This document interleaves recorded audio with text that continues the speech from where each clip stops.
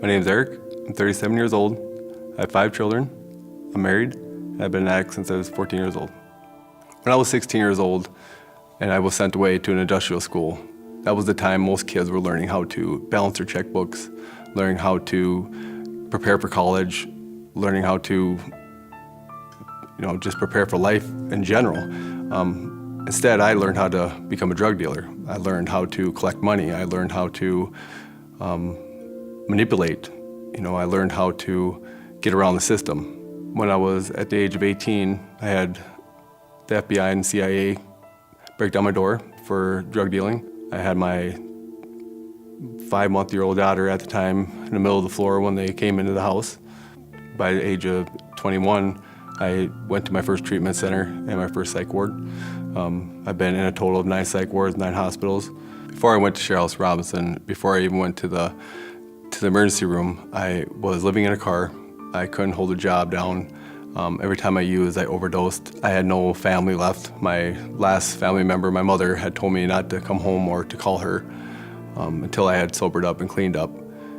And my children were no longer talking to me. The moms would not let me have anything to do with them, no contact at all. I was in a very dark place. I no longer knew who I was or what I was doing. I wanted to die.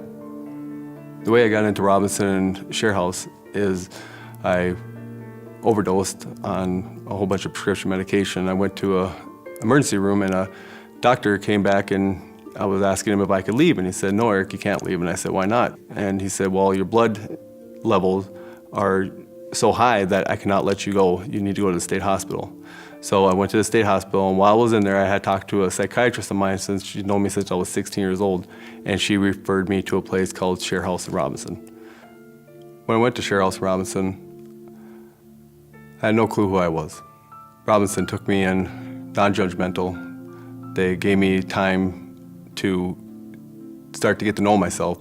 All the counselors were rarely available.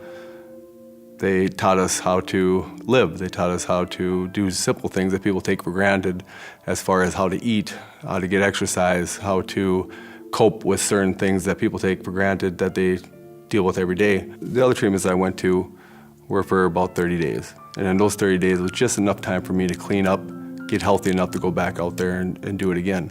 It gave me no time for my brain to readjust to what life was all about. I needed time to get away from the life that I've lived for 20 years, long enough for me to be able to learn how to live a different life. And what Robinson and ShareHouse did for me was gave me that time period. Years and years and years of carrying emotional baggage and using drugs and alcohol to cope with that baggage gives you such a mixed up vision of the world. It warps all your thinking. And I needed time for my brain to be able to sort through all that stuff. 20 years of not dealing and not coping, it came all at me when I started sobering up, and I needed the time to be able to sort that stuff out and to be able to live life on life's terms. Since I've been out of ShareHouse Robinson, I've had contact with all my daughters. They're back in my life. I gained 2 stepdaughters by getting married to a woman in recovery. I met her while I was in recovery. I have a job now that I can actually keep. I have a job where my boss trusts and respects my opinion and my work. I have a car that I don't live in. That's great. I have a house. I have an apartment that I pay rent in, but at least I have a house. It beats living in a car. I have my respect back. What Robinson and ShareHouse gave me was me. That was the most I've gained from this experience, is that I found myself again.